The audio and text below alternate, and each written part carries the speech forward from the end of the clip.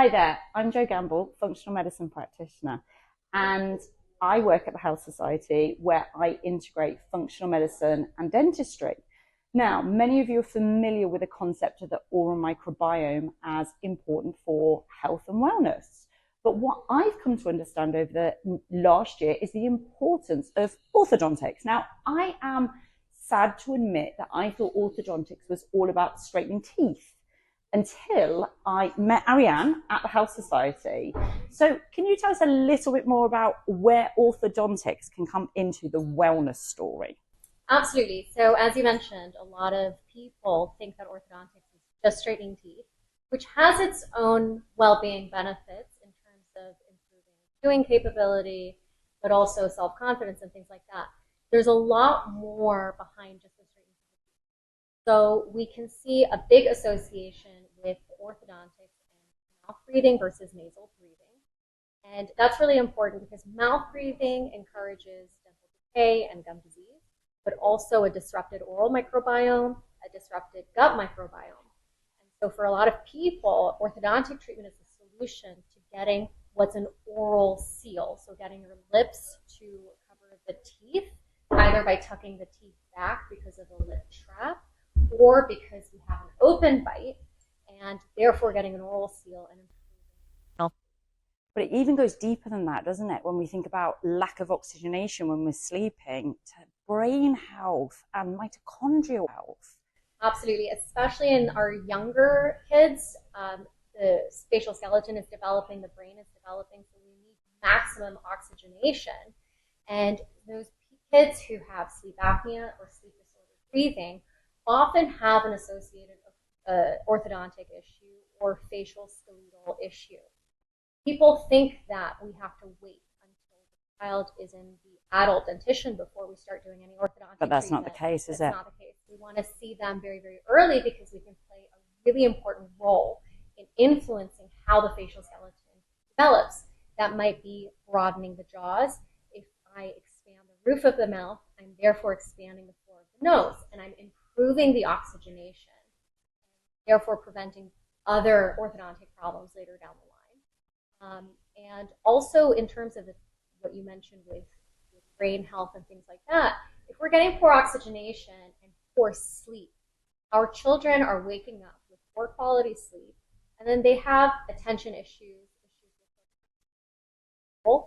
and also behavioral issues. And a lot of people are misdiagnosing that as ADD or ADHD or autism, when actually it was a sleep disorder breathing issue. 50% of kids with ADD or ADHD diagnoses actually have an underlying orthodontic issue. Yet these kids are medicated, labeled, potentially excluded from schools, but you're saying it actually could be quite simply rectified. Yeah. So how do people, if we think about children then, how do people know to consider that the shape, size, palate structure could be a part of their problem? So maybe people who've got children that snore, but what else? What are key things that parents should be looking out for in those circumstances to know to bring them to you? There's a couple of red flags that we need to look out for. One is snoring, clenching, grinding, mouth breathing. When the child is sleeping, what position they're sleeping in. Those kids who are arching their backs back and spreading their neck back in order to try and get oxygen when they're sleeping, this is not a normal sleeping position. So those sort of the things to do with sleeping. Particularly messy or fussy eating is also associated, because if the bite is not comfortable or you have a tongue tie, you're going to end up being a really messy eater, or you're fussy in terms of textures because it's more comfortable eating squidgy foods than harder foods. Not having spacing between teeth. We want spaces between the baby teeth. That tells us that the jaws have enough space for the adult teeth to come through, which are bigger. Nasal breathing versus mouth breathing. We want to make sure the child is nasally breathing. So these are the main red flags that we don't want to see. But bedwetting is also on the list, isn't it? Tell us what that association is. So bedwetting is also associated with a narrow palate. What happens is in kids who have sleep apnea or sleep disordered breathing, they have reduced levels of antidiuretic hormone. and more arousals throughout the evening.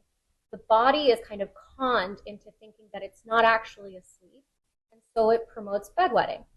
And so if we're able to improve oxygenation and sleep quality, and therefore reduce the number of arousals per night, which we can do with palate expansion even at a very young age, we can help improve the bedwetting. So 50% of kids have resolved or improved bedwetting after 1 month of jaw expansion, and the results stay. So I think it's a really good option to look at to see if an orthodontist can play a role instead of going for the medication route of taking a desmopressin or something for bedwetting. And then what about adults? So what adults would you consider would be good referrals for you? So adults who have, again, issues with mouth breathing, clenching, grinding, snoring, sleep apnea. These are the main issues. The earlier anyone can come in, the better. So even as an adult, the younger you are as an adult, come in, the better. The reason is the facial skeleton is made up of so many little bones, and they fuse throughout your life. We want, ideally, to sort out the top jaw by age 9. Obviously, that's not the case for adults. But we start to get maturation of the sutures of the skeleton, and they mature more as we get older. And so, if I'm going to do non-surgical upper jaw expansion in an adult, I want to do it at most in the early 30s. Yeah. If you're in your 50s or 60s, our options are just more limited. It's possible, but it might be surgical. So there's those, and also if your bite is not right, if you're not biting all the way around, top to bottom, we need a balanced bite. And also if you're biting the wrong way around.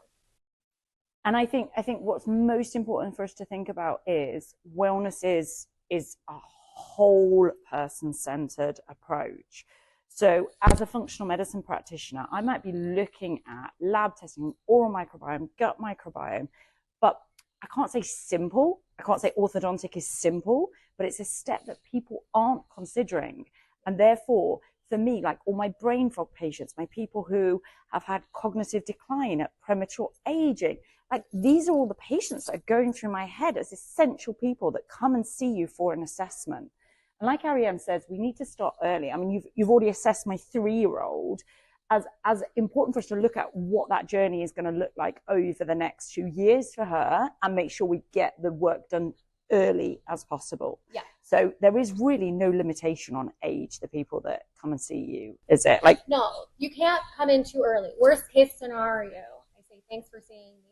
Let's see you in a year, or let's see you in 2 years or 3 years, whatever. But you want to have that initial check-in just in case there's a problem or in case there's an issue to with before it becomes a bigger issue. Yeah. What I want to avoid as an orthodontist is having kids who are in their teenage years where the facial skeleton is a little bit more advanced, and then we have all this dental crowding, and then you're left with no choice but taking teeth out as part of the orthodontic treatment. Which is how so many dentists are treating patients, isn't it? I have so many people walking into my clinics that my child had 2 teeth, 4 teeth, 8 teeth removed from their adult palate. And it's like, that's insane way to manage overcrowding, isn't it? Absolutely. What we want to do is we want to make sure the house fits the contents. We can adjust the shape of the house to fit its contents instead of throwing the contents out. Yeah. So that's what I always liken it to. I don't want to take teeth out. Taking teeth out maintains the contraction of the jaws, and then when you're older, puts you at increased risk of sleep apnea later. You might not have had sleep apnea as a kid. You might have sleep apnea later when you do that. So really, I think the take home from this is if you or your child have symptoms of anything that Ariane has said today, then please let's consider that we are going to do a simple investigation into the mouth. It's so non-invasive, your workup to begin with, isn't it? So there is no reason why we cannot get all children assessed for the shape and size of their house to make sure that they're keeping the contents within it lifelong.